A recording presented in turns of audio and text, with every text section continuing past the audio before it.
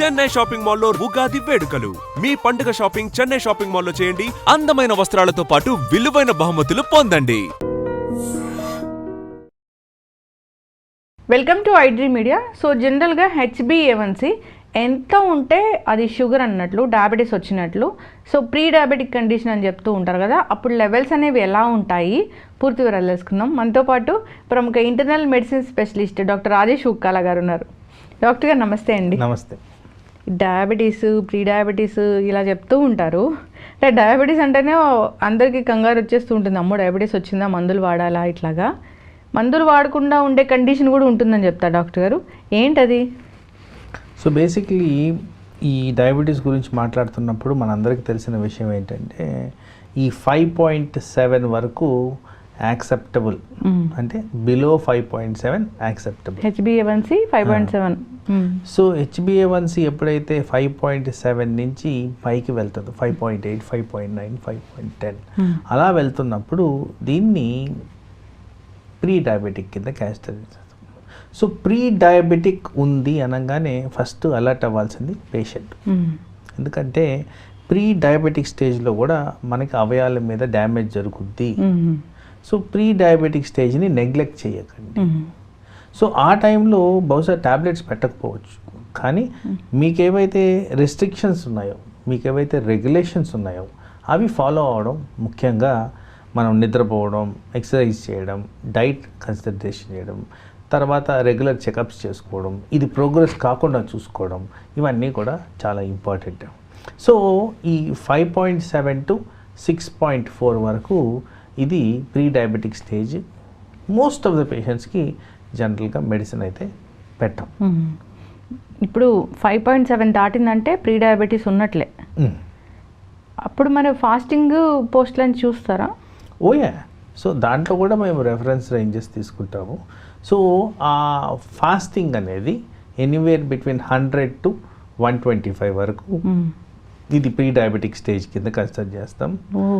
100 బిలోనే ఉండాలి అసలు sugar. Yes, 100 below ఉంటే అది కరెక్ట్. సో అలాగే పోస్ట్ లంచ్ అనేది ఎనీవేర్ బిట్వీన్ 140 నుంచి 200 మధ్యన ప్రీ డయాబెటిక్ కింద కన్సిడర్ చేస్తాం. ఇప్పుడు షుగరు HbA1c 6 దాటింది, లేదా మీ ఫాస్టింగ్ బ్లడ్ షుగరు 100 దాటింది అన్నప్పుడు వాళ్ళు ప్రీ డయాబెటిక్ కండిషన్, మందులు రాయొచ్చు కదా డాక్టర్ గారు? మందులు డెఫినెట్గా రాయొచ్చు. ఎవరు ఇష్టపడతారు? మందులు అనగానే అవసరమా, ఇది బార్డర్ లైనే కదా, నేను వేరే దగ్గర చేసుకున్నప్పుడు ఇలా రాలేదు, ఈ ఒక్కసారి ఇలా వచ్చింది, ఇలాంటి ఎక్స్క్యూజెస్ చాలా ఫ్రీక్వెంట్గా వింటూ ఉన్నాం. కానీ వాస్తవానికి ఆ స్టేజ్లో పేషెంట్కి కూడా ఆపర్చునిటీ ఇవ్వాలి మేము, ఇది నార్మలైజ్ చేసుకోవడానికి. ఇప్పుడు సంక్రాంతి వచ్చిపోయింది, చాలామంది ఆ స్వీట్స్ బాగా తింటారు. ఆ టైంలో మార్జినల్ ఎలివేషన్స్ ఆఫ్ షుగర్స్ జరిగేదానికి ఆస్కారం ఉంది. మరి ఆ షుగర్స్ని రివర్స్ చేసుకొని, కొద్దిగా డిసిప్లిన్ చేసుకొని, ఎక్సర్సైజ్ కాంపనెంట్ యాడ్ చేసుకుంటే ఇది అక్కడే ఆగిపోతుందా, పెరగకుండా మనం కంట్రోల్ చేయగలుగుతున్నామా, ఈ కాన్ఫిడెన్స్ లెవెల్స్. ఎందుకంటే డయాబెటిక్స్లో మెడిసిన్ ఇవ్వడమే కాదు, సైకలాజికల్ మేనేజ్మెంట్ కూడా చాలా ఇంపార్టెంట్. చాలామందికి యాక్సెప్టెన్స్ లెవెల్స్ చాలా తక్కువ ఉంటాయి. డయాబెటీస్ వచ్చిందనగానే బాగా దిగులు పడిపోవడం, దాని గురించి ఎక్కువగా ఆలోచించుకోవడం, స్ట్రెస్ పెంచుకోవడం, ఇలాంటివి జరగడం సహజంగా గమనిస్తాం. కాబట్టి పేషెంట్ని కూడా మనం కన్సిడర్ చేసుకొని వాళ్ళ స్ట్రెస్ కాంపనెంట్ని తగ్గించే విధంగా బిహేవ్ చేస్తేనే అది కరెక్ట్ అమౌంట్ ఆఫ్ ట్రీట్మెంట్ కింద కన్సిడర్ చేస్తాం.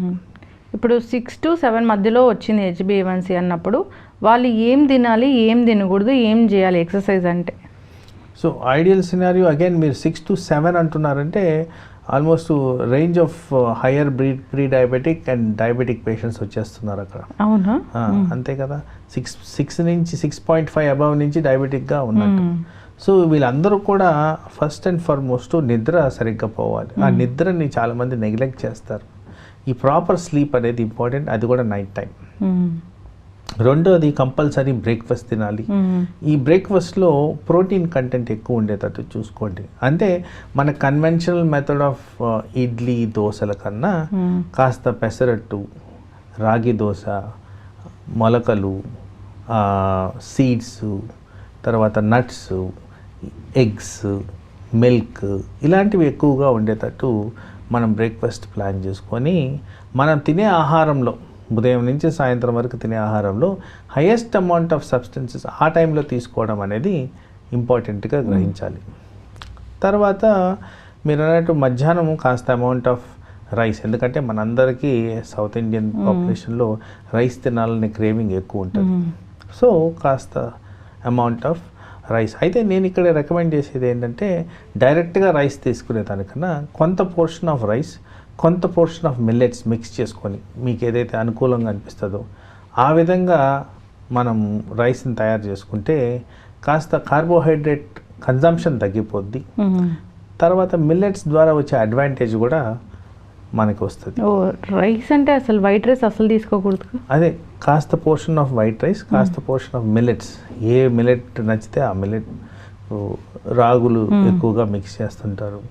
సో ఆ రాగి ముద్దలో ఇలాంటిది కూడా యాడ్ చేసుకొని వాళ్ళకి తగినంత రైస్ ఎంత వీలైతే అంత తగ్గించుకోవడం, ఇలాంటివి చేసిన దానివల్ల మనం కార్బోహైడ్రేట్ ఇంటేక్ని తగ్గించుకోవచ్చు. ఎందుకంటే ఇక్కడ కార్బోహైడ్రేట్ బాడీలో వెళ్ళడం కూడా ఇంపార్టెంట్, వెళ్ళాలి, కంపల్సరీ వెళ్ళాలి. సో ఆ విధంగా కాస్త అమౌంట్ ఆఫ్ రైస్ అనేది తీసుకోవడం కూడా ముఖ్యం. అసలు రైస్ తీసుకోకూడదు అంటేనే సగం డిప్రెషన్ వస్తుంది, స్ట్రెస్ వస్తుంది, స్వీట్తో కూడా చాలా వస్తుంది. సో ఇలాంటివన్నీ మనం అవాయిడ్ చేసుకునేదానికి పేషెంట్ అడ్జస్ట్మెంట్కి టైం ఇవ్వాలి. నైట్ డిన్నరు అసలు షుగర్ లెవెల్స్ పెంచడంలో బాగా హెల్ప్ చేస్తుంది నైట్ డిన్నర్ అంటారు. ఈ డిన్నర్లో అసలు ఏం ఉండాలి, ఏం ఉండకూడదు, ఏ టైంలో డిన్నర్ చేయాలి ఈ ప్రీ డయాబెటిక్ కండిషన్ ఉన్న వాళ్ళు? First and foremost night dinner అనగానే గుర్తు రావాల్సింది టైం. టైం అనేది 7:30, 8 మధ్యన తినాలి. ఇది ఫస్ట్. అందరికీ కూడా ఆఫ్టర్ అన్ ఎగ్జాస్టివ్ డే బాగా అలసిపోయి వచ్చిన తర్వాత కాస్త కడుపు నిండా తిని పడుకుంటే బాగుంటుంది, నిద్ర బాగా పడుతుంది. చాలా మందికి ఉన్న ఒపీనియన్. అంటే పొద్దున్న నుంచి కష్టపడేస్తారు కదా. సో అది అవాయిడ్ చేయడం ముఖ్యం. So light amount of food, చాలా మినిమల్గా ఫ్యాట్, ఆయిల్ కాన్సన్ట్రేషన్ ఉండేది, reasonable amount of protein, easily digestible protein, body friendly protein అంటే మిల్క్, ఎగ్, సోయా ఇలాంటివన్నీ కూడా మనకి బాడీకి ఫ్రెండ్లీగా ఉండే ప్రోటీన్. తర్వాత కాస్త ఫైబర్ కంటెంట్ ఉన్న వెజిటబుల్స్, వీలైన చోట ఈ షుగర్ తక్కువ ఉన్న ఫ్రూట్స్ ఇలాంటివి తీసుకోవడం ముఖ్యం. అండ్ అర్లీ ఫినిష్ చేయడం ముఖ్యం, చాలా లైట్గా తీసుకోవడం ముఖ్యం. ఇలాంటివి చేస్తే మీరన్న ఆ ఫాస్టింగ్ షుగర్ స్పైక్స్ లేకుండా మనం అవాయిడ్ చేసుకోవచ్చు. ఇప్పుడు మౌంజారో ఇంజెక్షన్ వచ్చింది కదా, షుగరు అప్పుడప్పుడే వస్తుంది అన్నప్పుడు వాళ్ళకి సరైన మోతాదులో మౌంజారో ఇంజెక్షన్ వచ్చి రివర్స్ చేయలేమా? బేసిక్లీ మౌంజారో ఇంజెక్షన్తో రివర్స్ చేయాల్సిన అవసరం లేదు ఇక్కడ. అగైన్ మీరు ఇది కంఫర్టింగ్ థింగ్. సో దానికన్నా ముందు అంటే అసలు ప్రీ డయాబెటిక్ స్టేజ్లో మందు వేసుకోమంటేనే నచ్చని వాళ్ళు ఇంజెక్షన్కి ఎలా నచ్చుతారు? అంటే మొత్తం తగ్గిపోతుంది కదా డాక్టర్ గారు?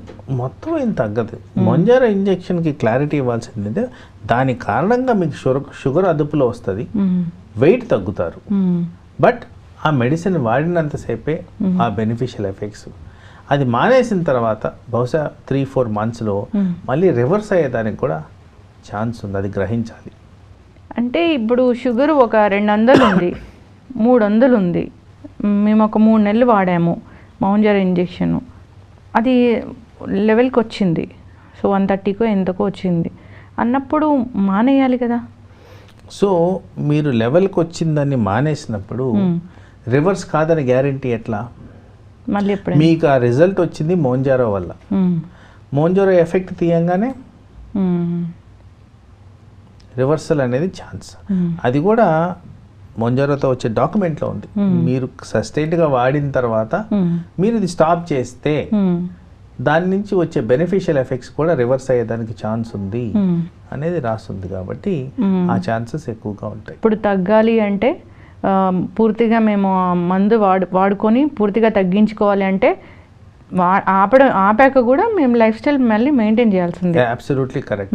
అది చాలా ఇంపార్టెంట్ హైలైట్ అది. సో ఇది ఓన్లీ ఒక బ్రిడ్జింగ్ గ్యాప్. ఇంజెక్షన్ రూపంలో మనం ఏదైతే బెనిఫిషియల్స్ తెచ్చుకుంటున్నామో దాంతో సైమల్టేనియస్గా మీరు న్యాచురల్ పద్ధతుల్లో ఏవైతే చేయాలో అవన్నీ కంటిన్యూ చేస్తూ Mounjaro or any other injection ద్వారా వచ్చే బెనిఫిట్స్ని మనం పొందినప్పుడు దాన్ని సస్టైన్ అయ్యే విధంగా మన లైఫ్ స్టైల్ని మార్చుకోవాలి. ఇప్పుడు మౌంజారో మంచిదా, ఇన్సులిన్ మంచిదా? అంటే ఇక్కడ సిచ్యువేషన్ ఏంటంటే ఏ విధంగా మనకి డయాబెటీస్ వస్తుందని మీరు చూసుకోవాలి. మోస్ట్ కామన్గా వచ్చే డయాబెటీస్ ఊబకాయం ద్వారా వస్తుంది. సో ఊబకాయానికి దీనికి లైసెన్స్డ్ అని చెప్పేస్తున్నారు. సో ఈ ఇంజెక్షన్స్ ఏవైతే ఉన్నాయో దాంట్లో వెయిట్ తగ్గించే తత్వం ఉంది. ఇన్సులిన్ అది లేదు కదా, ఇన్సులిన్ బరువు పెరుగుతారు. ఎస్. సో అందుకోసం డెఫినెట్లీ ఉన్న సిచ్యువేషన్ బట్టి చూసుకుంటే ఈ వచ్చిన కొత్త generation of injections are helpful for weight reduction and also sugar regulation. Doctor గారు, షుగర్ మందులు వాడేవాళ్ళు కూడా చాలామంది సన్నగా అయిపోతారు డాక్టర్ గారు. ట్యాబ్లెట్స్ వాడేవాళ్ళు కూడా, అదేంటి? సో ఇక్కడ ఏంటంటే డయాబెటీస్ వచ్చింది అని గ్రహించే లోపల చాలామంది వెయిట్ రిడక్షన్ గురవుతూ ఉంటారు. మజిల్ లాస్, స్కిన్లో ఉన్న టెక్స్చర్ పోవడం, ఇవన్నీ కూడా at the time of diagnosis ఇది బయటపడుతుంది. ఈ మధ్య సడన్గా వెయిట్ తగ్గుతున్నాను పరీక్షలు చేసుకుంటే డయాబెటీస్ బయట వచ్చింది చాలామంది చెప్తుంటారు. సో ఆ కారణంగా మనకి వెయిట్ తగ్గడం అని జరుగుద్ది. వాస్తవానికి అది నెగిటివ్ ఆస్పెక్ట్ ఆఫ్ డయాబెటీస్.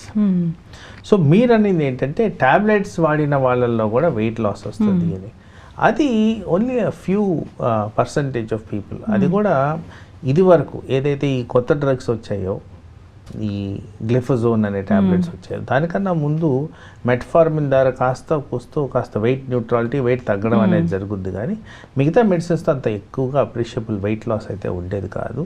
ఇప్పుడు వచ్చిన ఈ గ్రూప్ ఏదైతే ఈ డాపాగ్లిఫోజోన్, ఎంపాగ్లిఫోజోన్ అని చెప్తా ఉన్నాం చూడండి, వీటితో కాస్త అమౌంట్ ఆఫ్ వెయిట్ లాస్ అయితే ఉంది. దాని ద్వారా weight reduction and sugar reduction సైమల్టేనియస్గా జరుగుతున్నాయి. కాబట్టి పేషెంట్స్లో మీకు వెయిట్ లాస్ లాగా కనిపించడం సహజంగా మీరు గమనిస్తుంటారు. చక్కటి ఇన్ఫర్మేషన్ డాక్టర్ గారు. ప్రీ డయాబెటిక్ కండిషను 5.5 దాటినప్పటి నుంచి 6.5 వరకు ఉంటే HbA1c, సో 100 దాటి 120 బిలో ఉంటే అది pre diabetic condition.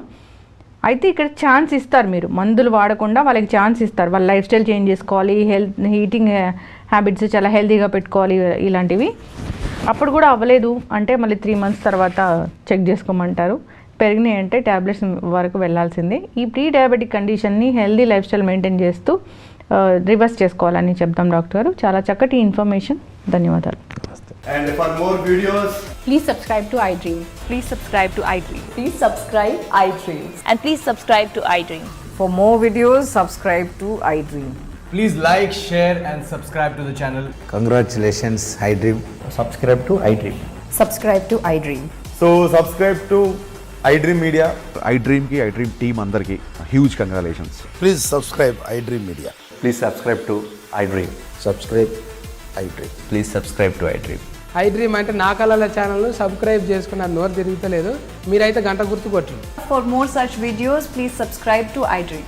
Subscribe to iDream. Please subscribe to iDream. Please subscribe iDream Media. Please do subscribe to iDream. Please subscribe to iDream Media. For best entertainment and information, please subscribe iDream. And don't forget to subscribe to iDream.